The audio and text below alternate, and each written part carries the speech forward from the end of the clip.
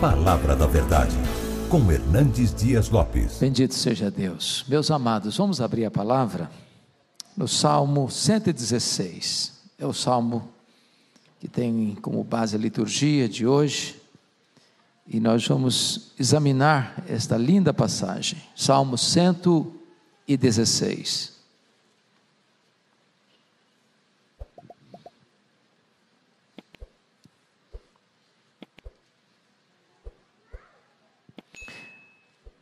Esse salmo faz parte do último livro do Saltério, que vai do Salmo 107 ao 150.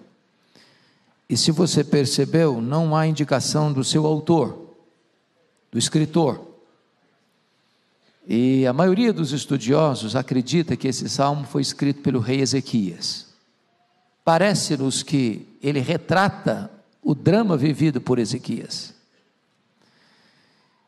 E então esse salmo diz assim: eu amo o Senhor, porque Ele ouve a minha voz, as minhas súplicas, porque inclinou para mim os seus ouvidos, invocá-lo-ei enquanto eu viver. Laços de morte me cercaram, e angústias do inferno se apoderaram de mim. Caí em tribulação e tristeza. Então eu invoquei o nome do Senhor. Ó Senhor, livra minha alma. Compassivo e justo é o Senhor. O nosso Deus é misericordioso. O Senhor vela pelo simples. Eu estava prostrado e Ele me salvou. Volta minha alma ao teu sossego, pois o Senhor tem sido generoso para contigo, pois livraste da morte a minha alma, das lágrimas os meus olhos e da queda dos meus pés. Andarei na presença do Senhor na terra dos viventes. Eu criei ainda que disse, estive sobremodo aflito. Eu disse na minha perturbação, todo homem é mentiroso. Que darei ao Senhor por todos os seus benefícios para comigo? E Ele responde: tomarei o cálice da salvação, invocarei o nome do Senhor, cumprirei os meus votos ao Senhor na presença de todo o seu povo. Preciosa é aos olhos do Senhor a morte dos seus santos. Senhor, deveras sou teu servo, filho da tua serva, quebraste as minhas cadeias. Oferecer-te-ei sacrifícios de ações de graças, invocarei o nome do Senhor. Cumprirei os meus votos ao Senhor na presença de todo o seu povo, nos átrios da casa do Senhor, no meio de ti, ó Jerusalém. Aleluia. Amém. Se de fato esse salmo foi escrito por Ezequias, como tudo parece crer, ele não apenas fala a nós, esse salmo também fala por nós, porque ele retrata o espelho da nossa alma, ele põe para fora as entranhas do nosso coração, ele registra os dilemas da nossa vida. Nós poderíamos estar debaixo da pele do autor desse salmo. O coração do autor desse salmo pode estar batendo em nosso peito. E ele está aqui relatando algo que aconteceu com ele. E o verso de número 2 descreve o que ele fez em virtude de Deus ter respondido a súplica dele, porque agora ele vai relatar para nós o que ele viveu. O verso 3 deixa isso claro para nós. Ele enfrentou um problema externo e ele enfrentou um problema interno.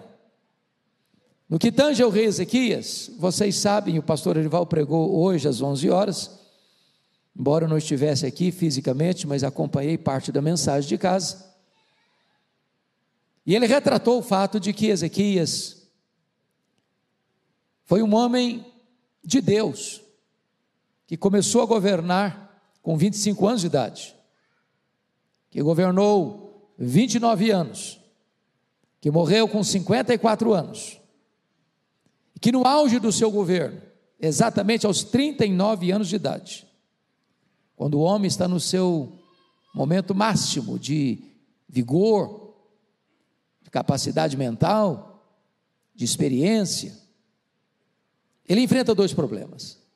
Primeiramente, um problema externo, que foi um cerco militar poderoso, porque foi no seu governo, quando era rei em Judá, que as 10 tribos do norte, o reino do norte, o reino de Israel, sucumbiu ao poder militar da Síria, o mais poderoso exército do mundo da época. E agora esse poderoso exército cerca Jerusalém, entrincheira Jerusalém, sitia Jerusalém.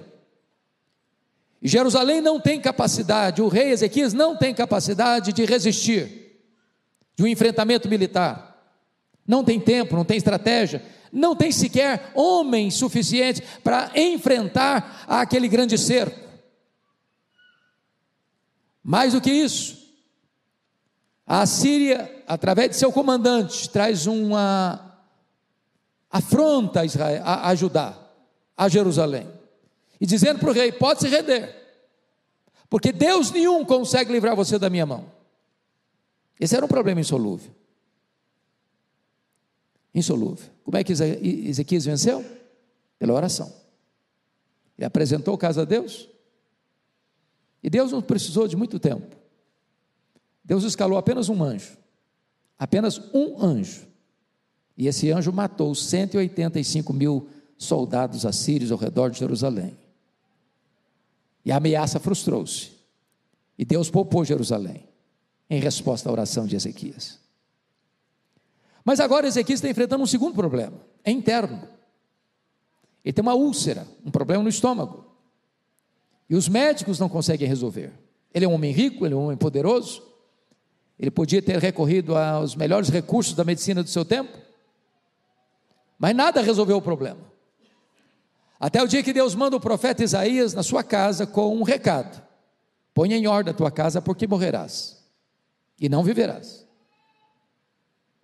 E agora esse homem tem poder nas mãos, ele tem ouro, tem prata, tem influência, mas a vida dele chegou ao fim, a sentença do próprio Deus: você vai morrer, aos 39 anos de idade, com tantos sonhos, com tantos projetos.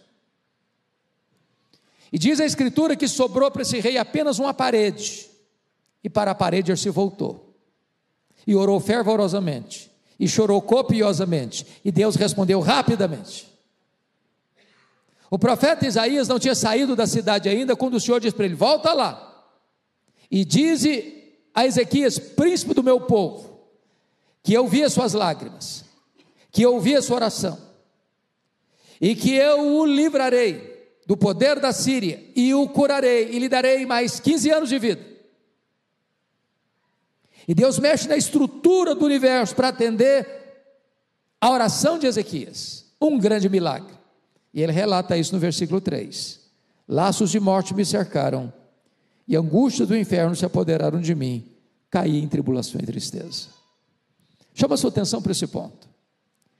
São laços, e não são laços apenas, são laços de morte. E laço é uma armadilha invisível, é um perigo que é real, mas você não percebe, você não administra.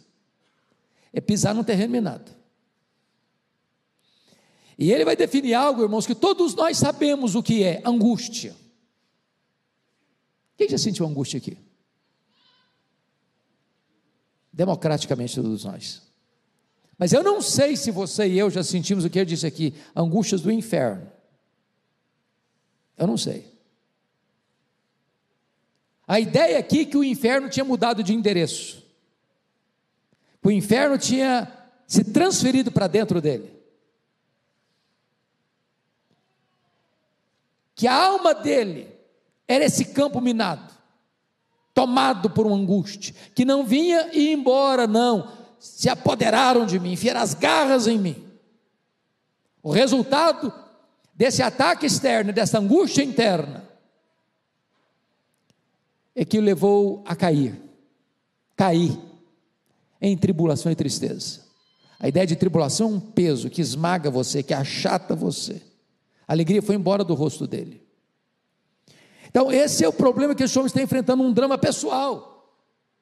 E talvez você veio aqui hoje com um drama pessoal, algum problema que você não consegue resolver, está além das suas forças, além das suas estratégias, além da sua capacidade. Talvez você veja este culto com um diagnóstico médico, sombrio, perigoso, ameaçador.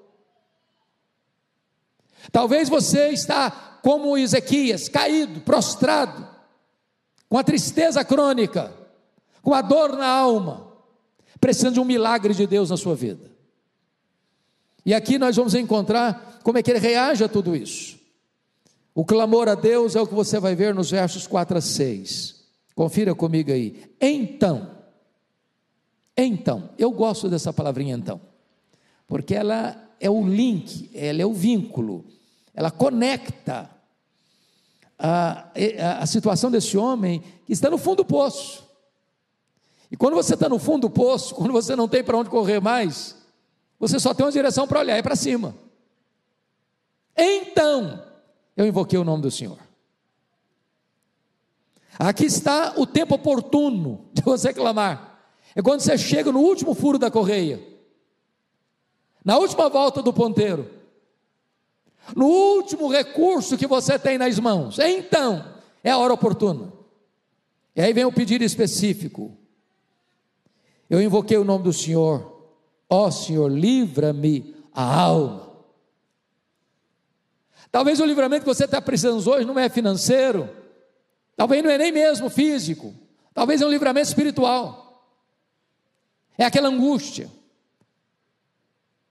é aquela situação de desconforto espiritual, talvez é o chicote da culpa, talvez é a acusação do inimigo,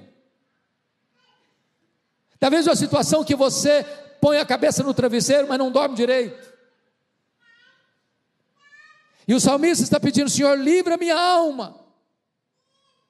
Eu não quero ficar nesse cárcere emocional, eu não quero ficar nessa prisão espiritual. E depois desse pedido específico, tem uma constatação preciosa no verso 5 e no verso 6. Compassivo e justo é o Senhor, o nosso Deus é misericordioso, o Senhor vela pelos simples, achava-me prostrado e Ele me salvou. A primeira coisa, irmãos, que ele descobre quando ele clama a Deus é quem Deus é. Porque a maior necessidade que você e eu temos é saber quem Deus é. Ele descobriu que Deus é compassivo, que Deus padece com a gente, que a nossa dor não está alheia a Deus, que o nosso sofrimento não está alheio a Deus, que as nossas lágrimas não estão longe dos olhos de Deus, que os dramas que você está passando, Deus sabe o que é, e Ele se importa com você. Quando ele está passando uma crise na vida, o primeiro sentimento que pode brotar é esse: parece que Deus se esqueceu de mim. Será que Deus está olhando para mim? Será que Deus se importa comigo? Será que Deus está atento à minha situação? Deus é compassivo, Ele padece com, Deus é misericordioso, Ele lança o coração dele na nossa miséria, e Deus é justo, Ele não permite que você seja aprovado além daquilo que você consegue suportar. Mas há algo que me encanta no versículo 6. Notem vocês que no verso 4, no verso 3, ele vai dizer que ele caiu. Mas no verso 6, ele vai usar outra expressão: achava-me prostrado. Qual a diferença entre cair e estar prostrado? Quando você está assistindo uma luta de boxe, por exemplo, às vezes os dois lutadores estão no ringue, e num dado momento um dá um tranco no outro, um sopapo no outro, ele vai à lona, mas ele se recompõe, ele fica de pé de novo, ele continua a luta, e às vezes ele muda o placar, ele reverte a situação, ele ganha a luta. Mas quando alguém está numa luta e vai para a lona e está prostrado, o que significa isso? Acabou a luta, está derrotado, não dá mais para continuar, agora jogou a toalha. O que você percebe é que esse homem, na linguagem dele, já tinha jogado a toalha. Eu estava prostrado, nocauteado. Não tem para onde ir mais. Eu não vejo mais saída.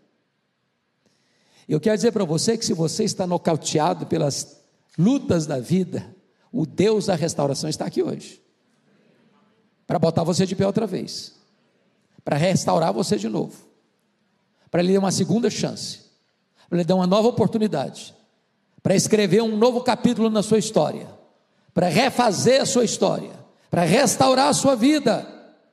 É isso que ele está dizendo, meus amados. Achava-me prostrado e ele me salvou. E ele me salvou. Mas há um outro ponto que eu quero levantar nesse salmo, que para mim é da mais alta importância, é aquele que é o texto base da nossa liturgia, do versículo 7. Nós chamamos isso na língua portuguesa, versículo 7, de um solilóquio. Solilóquio é uma conversa que você tem com você mesmo. Não é porque você ficou meio ruinzinho da cabeça, não. Tem hora que você precisa falar com você mesmo. Tem hora que você não tem que falar para fora, você tem que falar para dentro. Tem hora que você tem que pegar a sua alma pelo colarinho e dar uma balançada nela.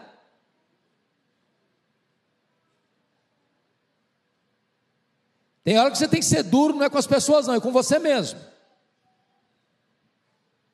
Isso é uma conversa no espelho. E ele está dizendo assim para a sua alma: volta, minha alma, ao teu sossego, pois o Senhor tem sido generoso para contigo. O que está acontecendo aqui?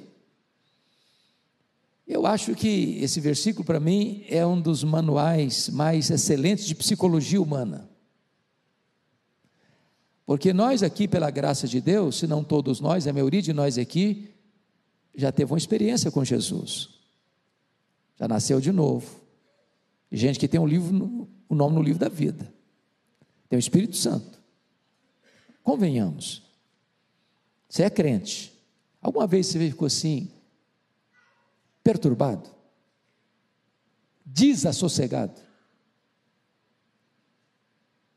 Ou só acontece isso comigo?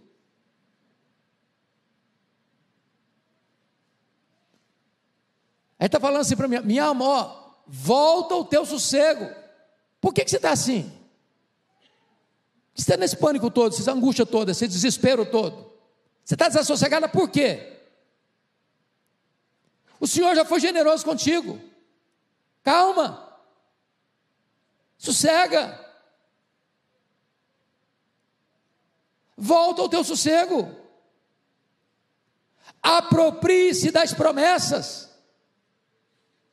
saiba o que Deus já fez por você, saiba que os seus pecados estão perdoados, saiba que você já foi justificado, saiba que nenhuma condenação há mais para você que está em Cristo Jesus, saiba que o seu nome está escrito no livro da vida, saiba que você já está selado com o Espírito Santo da promessa, saiba que Deus nunca vai desamparar você, saiba que ainda que todos te abandonem, Deus jamais vai abandonar você. Tome posse disso, creia nisso, volta ao teu sossego. Quem está precisando bater um papo consigo mesmo aqui? Hoje eu estou precisando, a audiência com ninguém, né? Eu preciso sentar lá no meu quarto, quietinho. Ô Senhor, agora eu vou conversar comigo mesmo. Volta, minha alma, ao teu sossego.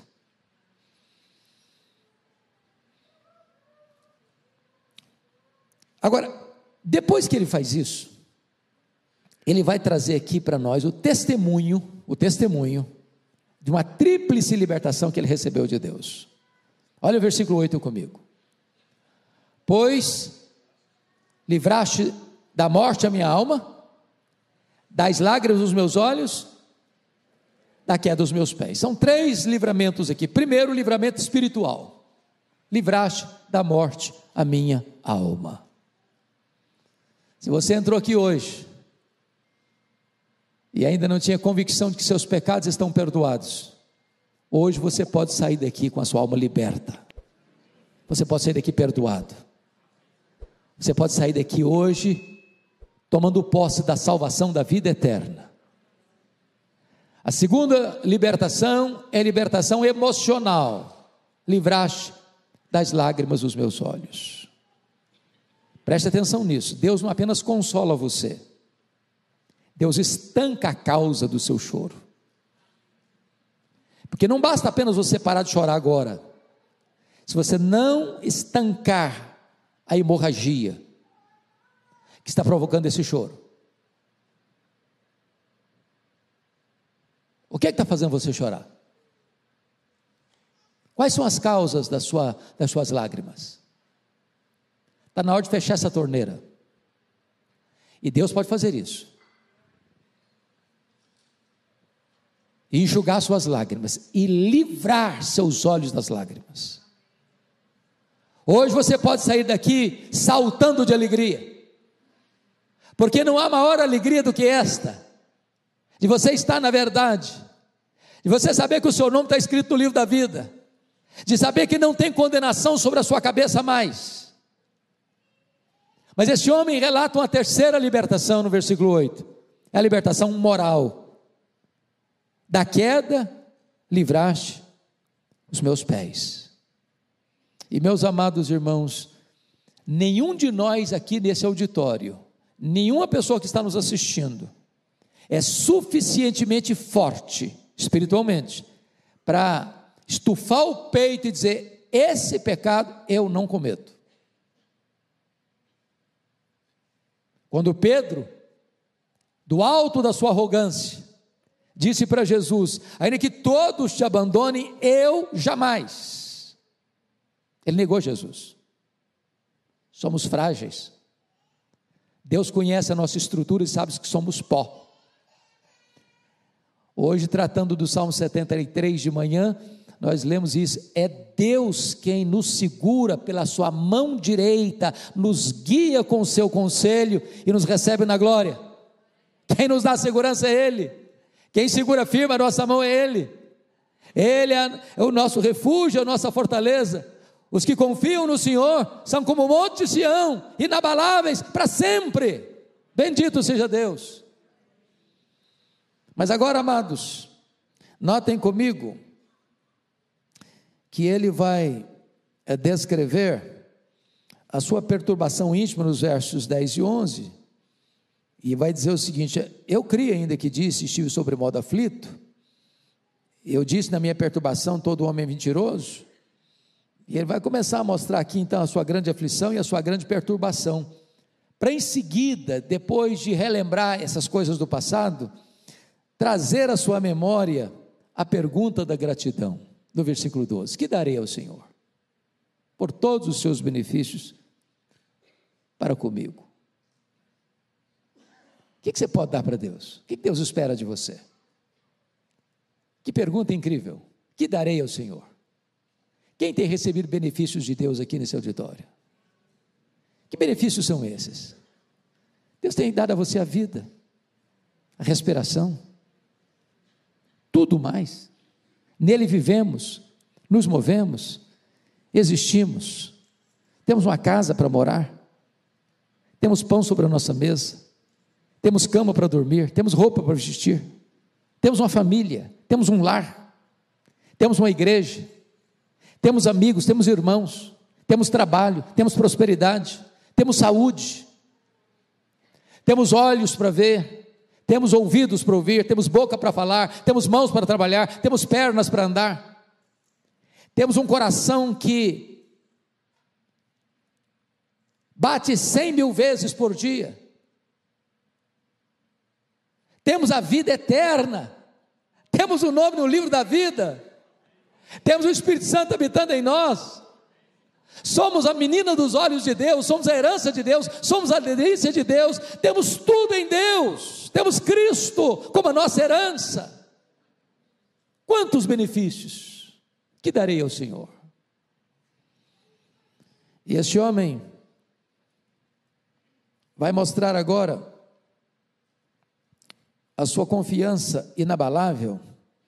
Notem comigo nos versos 15 e 16, e eu acho isso impressionante, porque quando ele fala em dar, ele percebe que ele só consegue receber de Deus. Deus tem tudo, Deus é tudo, Deus não precisa, Ele é autossuficiente, feliz em si mesmo, mas ele diz assim: eu tomarei o cálice da salvação, eu invocarei o nome do Senhor, eu cumprirei os meus votos na presença de todo o seu povo. Mas aí vamos ao verso 15, que é a sua confiança inabalável. Você pode ler o verso 15 comigo? Preciosa é aos olhos do Senhor a morte dos seus santos.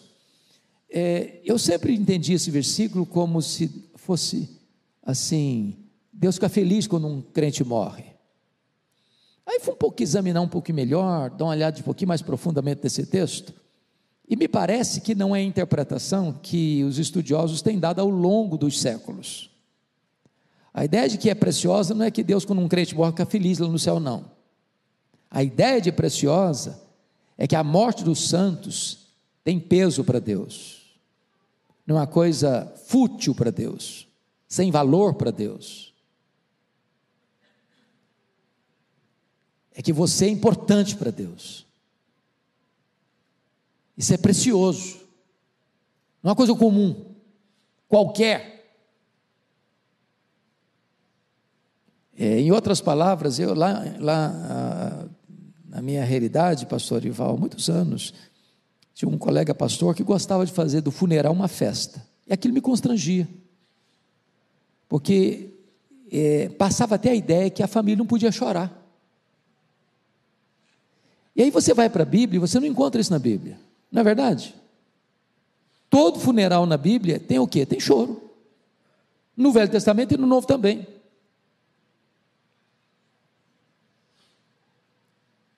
Então não é que quando um crente morre, vamos fazer festa porque o crente morreu. Aqui tem peso. O próprio Deus entende isso. Preciosa é aos olhos do Senhor a morte dos seus santos. Ele está olhando para o futuro. Está dizendo o seguinte: olha, para Deus, a minha morte faz muito sentido. Eu tenho valor para Ele. A minha vida tem significado para Ele. Mas agora ele volta os seus olhos para o passado e diz: o meu passado está resolvido. Olha o verso 16, por gentileza. Senhor, deveras sou teu servo, filho da tua serva, quebraste as minhas cadeias. Veja que isso está no passado, ou seja, o passado dele está resolvido, ele é livre, ele é liberto, ele é salvo, ele é perdoado. Se ele é salvo, ele é liberto, ele é perdoado. Se o passado dele está resolvido, então tem segurança no futuro. Isso é uma bênção, meus irmãos, porque as pessoas que têm medo da morte, é porque o passado delas não está resolvido. Se o seu passado não está resolvido, e não se resolve o passado com terapias, com técnicas de psicologia moderna, nem mesmo com a introjeção para dentro das cavernas da sua alma, você resolve o seu passado, colocando o seu passado sob o sangue do Cordeiro. Ele perdoou os meus pecados, Ele quebrou as minhas cadeias, eu sou livre em Cristo Jesus. Mas me permita concluir. Esse homem agora vai tomar algumas decisões na vida, e a primeira decisão que ele vai tomar, está aí no versículo 9, veja comigo, ele diz assim: andarei na presença do Senhor na terra dos viventes. Meus irmãos, quem é de Deus tem que ter compromisso com Deus. Não dá para dizer: eu estou salvo, estou perdoado, meu nome está no livro da vida, e eu estou vivendo a vida na galega, na banguela, no ponto morto, vou deixar a vida me levar. Ele assume um compromisso de andar com Deus, na presença de Deus. Segundo compromisso que ela assume, versículo 13, ele diz: eu tomarei o cálice da salvação, e invocarei o nome do Senhor. Eu vou reconhecer que Deus é o meu Senhor, e vou orar, vou invocar, vou andar com Ele. Quarto compromisso que ele assume o compromisso de oferecer sacrifícios e ações de graças, o versículo 17, oferecer-te-ei sacrifícios e ações de graças, ou seja, eu não vou ser um crente murmurador, eu vou ser um crente com gratidão no meu coração. Quinto lugar, versículos 14, 18, 19, eu vou cumprir os meus votos ao Senhor, na presença de todo o seu povo. A Bíblia não obriga você a fazer voto. Mas se você fizer, você precisa cumprir. Deus não gosta e nem se agrada de voto de tolos. Mas veja mais, que compromisso ele assume. Versículo 1, e eu termino aqui. Eu amo o Senhor, porque Ele ouve a minha voz. Aqui está para mim a base da vida cristã. Eu amo o Senhor. Foi a pergunta que Jesus fez para Pedro: você me ama, Pedro? Se você me ama, nós vamos começar. Se você me ama, é possível começar tudo de novo. Um tempo de restauração. Quem ama, declara que ama. Quem ama, tem tempo para a pessoa amada. Quem ama, procura agradar a pessoa amada. Esse é um compromisso que você e eu podemos assumir nesta tarde. Eu amo o Senhor. Que Deus abençoe sua vida. Você e eu talvez sejamos um Ezequias, que tem lutas por fora e por dentro, que em dados momentos da vida chega a ponto de cair de tristeza. Há momentos na vida que você se sente nocauteado, mas Deus entra na nossa história com providência, e restaura a nossa sorte, e salva a nossa vida, enxuga as nossas lágrimas, apruma os nossos pés, nos faz caminhar altaneiramente, para que você, ao olhar para o passado, saiba que as cadeias foram quebradas. Olhar para frente, você não tem medo da morte, porque a sua morte tem valor para Deus, e você é servo de Deus, que ama a Deus. Vamos ficar em pé e vamos orar.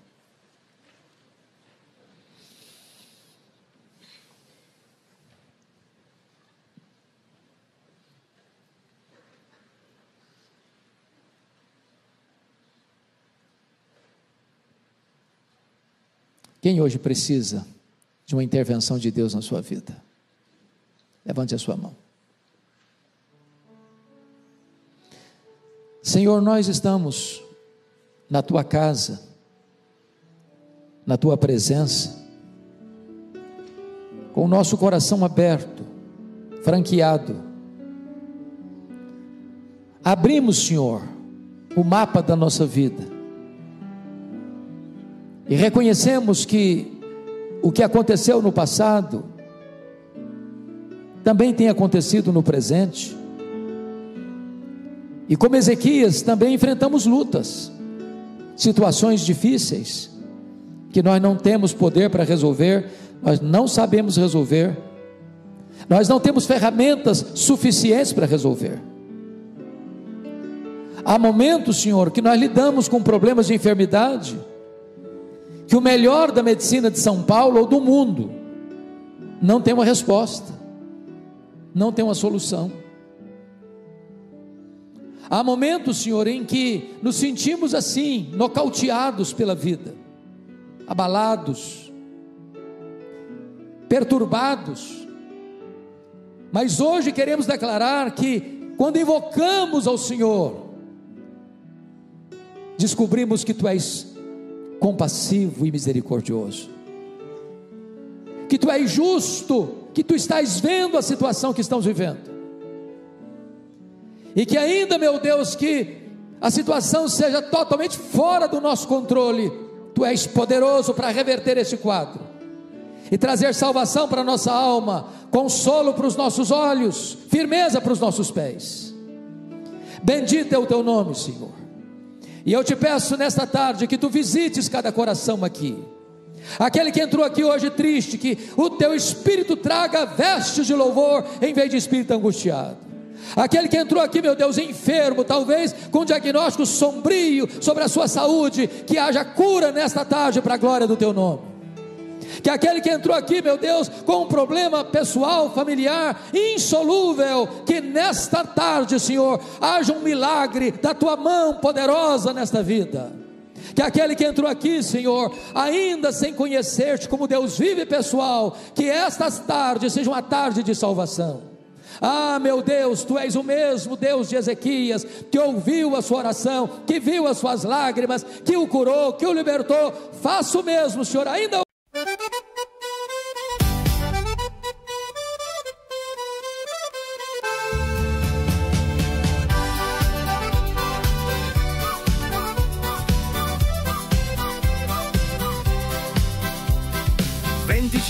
Gradi a febbraio, c'è chi dice giorno perfetto per andare al mare, ma noi ci abbiamo un'altra idea, ce ne stiamo a casa. Alle 8:15 parte la spedizione, da San Vito dei Normanni direzione San Michele. Un uomo con la coppola grida è tutto chiuso, oggi non si lavora. Che confusione, siamo in 20. Che confusione, voglio la parmigiana. Dove il vino? Che confusione, a chi tocca apparecchiare. Non ci sono più forchette, non ci sono più piatti, non c'è più spazio nel frigorifero, non ci sono più sedie, non ci sono più bicchieri, non ci sono più coltelli, non ci sono più cucchiai, non c'è più spazio nel frigorifero, non ci sono più sedie, non ci sono più bicchieri. Che confusione, siamo in 20. Che confusione, voglio la parmigiana. Dove il vino? Che confusione, a chi tocca apparecchiare.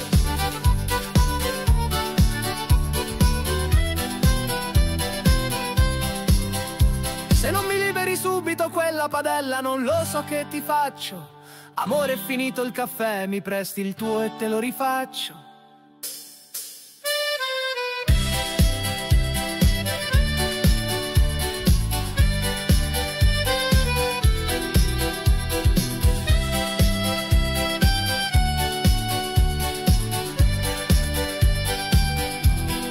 Che